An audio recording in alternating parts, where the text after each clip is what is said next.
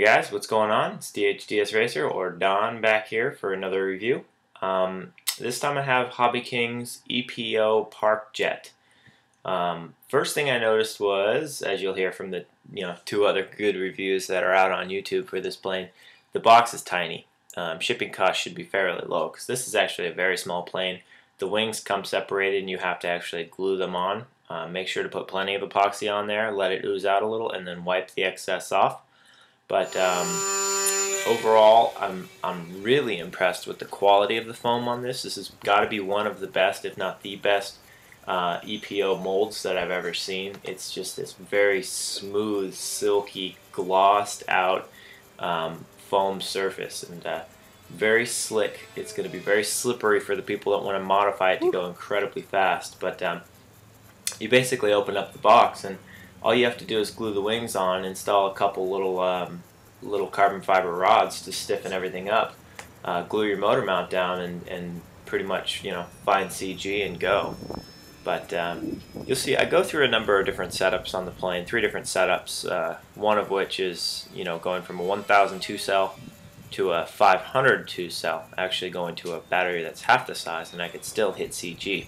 That's one thing I really like about this plane, is because the fuselage internally is so long that all you do is pop that canopy off and you have so much room to move your batteries around that you have a wide range of batteries that you can use. Now keep in mind, on this review I'm only going to be reviewing it with a different motor, but I'm always going to be on 2-cell. Right? So I have the stock setup with 2 different battery sizes, and then I have a slightly upgraded motor and speed control also running on a 2-cell. So I'm not putting a 3-cell on here because I feel that if you prop it the right way, you can run a 2-cell just as fast as you can a 3-cell. Just be sure not to burn out your ESC, because my plane came stock with a 5x5 prop, which is a fairly sporty prop, and you definitely would not want to put a 3-cell setup with this prop on, because you will burn out your ESC. It's going to pull well over 10 amps. This setup was actually well under 10 amps. It was about 6 or 7 amps if I'm remembering right. But that was plenty to fly this plane because it's so small and so light. So I mean, you can see I have pretty much vertical performance like this. But so with a couple different setups, you can easily get this airframe to do all sorts of different things depending on your flying characteristics you're looking for. But yeah, really happy with this plane. Quick note, a lot of people hate the motor mount. The motor mount is really not all that great, but it can work very well. You just need to epoxy it, right? So it's probably epoxy to begin with. It's just a couple pieces of what looks like carbon fiber and fiberglass, just flat cut out. But make sure not to just use CA glue, because CA glue is not really going to stick to the foam. So for mounting the motor mount to the foam itself, I generally cut a couple slits or poke a few holes where I'm gluing to the foam to allow the glue to seep into the foam. So do that where you mount the motor mount. And also, yeah, use epoxy, because that's what's going to stick a lot better. CA glue, I tried it, and I did after the first hit. The motor mount popped right off because EPO is just very slippery, slick. So use epoxy, and also on the plate where the motor actually mounts, basically epoxy up the entire mount to itself, because it's really not all that well glued. But if you epoxy it properly, you can get that motor mount to work just fine. 500 milliamp 2-cell was really fun because I got really good low speed characteristics out of it, and it was just overall really fun and enjoyable to fly. It's not super fast, it doesn't go completely ballistic, but it's stable, it's easy to control, and it still has a good amount of speed to it. So I was having more fun with this plane setup with the stock motor and speed control than I was after I modified it, and I'll go over what I modified it with if you're looking for something fast. But I know there's a lot of people going absolutely nuts with this airframe, but it's really small, and if that's your thing, go for it. Absolutely. If you want the thing to just go super fast in a straight line, then do it up. Just make sure you're not overdrawing the ESC. But this thing, I don't know, I just really wasn't a big fan of it once I got it going real fast.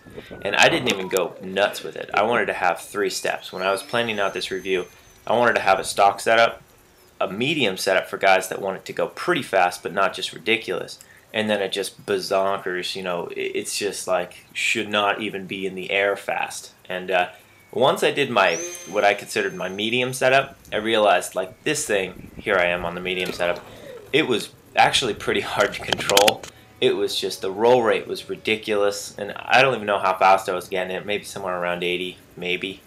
But the way I set it up is I wanted people to be able to modify these planes to go quick based off my reviews without having to buy a ridiculous amount of stuff. So this modification setup is basically a 2730. It's a Hextronic 2730, and it's a 3000 kV motor, and doesn't weigh a whole lot more than the stock motor. But you do need to up the ESC. I'm running a 20 amp ESC, and I'm running it on the same prop that the stock setup was running. So with this setup, you stay within the 20 amp ESC limit. The motor amps are just fine for the motor, and the thing just goes nuts compared to the stock setup. But again, like I said, you have to have a good amount of expo programmed into your computer, your transmitter. Otherwise, this thing is so wacky at high speeds that you'll just turn it upside down before you realize that it's in the dirt.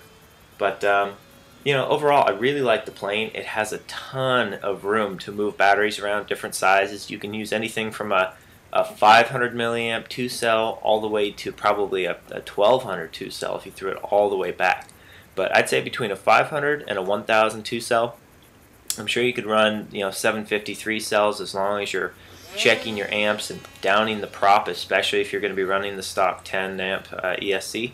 But glue down your motor mount, modify the motor and the speed control if you'd like. But overall, I'm a pretty big fan of this airframe. It's fairly stiff, it's very responsive. I didn't have any weird flex properties like some wings do. One thing I did do: take a small bit of carbon rod and glue it to the end of your ailerons, or your elevons, I guess they would be. But try to stiffen them up a little bit. They have a little bit of flex, and especially if you're going to be modifying it, put a little strip on the back. That'll work a little bit better. But yeah, it's a great plane, and it's super cheap, and it's really fun. So pick it up. It's a good one. I think you'll have fun with it. Alright guys, thanks for watching, and take care.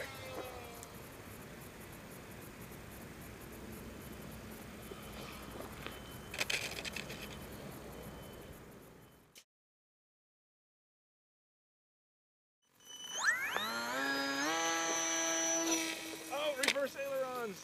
Whoa.